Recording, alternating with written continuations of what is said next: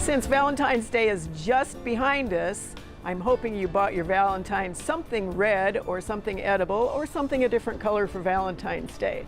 But we are, of course, at Nebraska. Our color is Go Big Red, and this is the N150 year, 150 years of being Big Red in Nebraska. Red as a color in the landscape is a little hard to come by sometimes. Lots and lots of annuals available, like this incredible pentas, which blooms all summer long. It's an annual. You can get lots of red in the foliage of some of the coleuses, and you can get what passes for red in some of the grasses. Now, one of the things about using red in the landscape, however, is that it will fight with green. You think about where red and green are on the color wheel, they're opposite. So what that really means is you need to figure out what is the saturation of the red in comparison to the green. Do you want it to pop against a dark green background? Do you want a mass that is all blooming at once, which really is probably going to happen only with annuals? Or do you want to be a little bit more subtle? Now clearly red with white, pure white, is not very subtle, but it certainly is something that's high contrast. You can also put red with purple, and the purple will tone it down a little. One thing for you to keep in mind about choosing your reds for your landscape is also, are you looking at red that has some blue tones in it, or are you looking at red that is really a little bit hotter? It tends toward the oranges and the yellows. Because again, surprisingly, you can end up with what you thought was going to be a great color combination of reds together. Instead, you're going to end up with just enough of a subtle color clash that you're not going to be happy with it.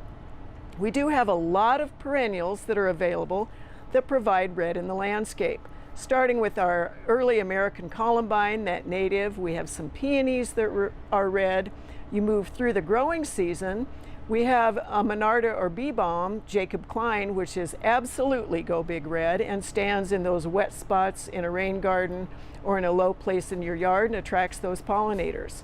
Poppies, we think of the orange poppy as being really the one that's most available, but there is one called Scarlet O'Hara that is red with the most amazing black center. We also have some perennials that are a little bit less common in the landscape that are red and bloom a little bit later, and that would include ones that are lobelia, which again is cardinal and it's maybe a little touchier. It likes a wet environment.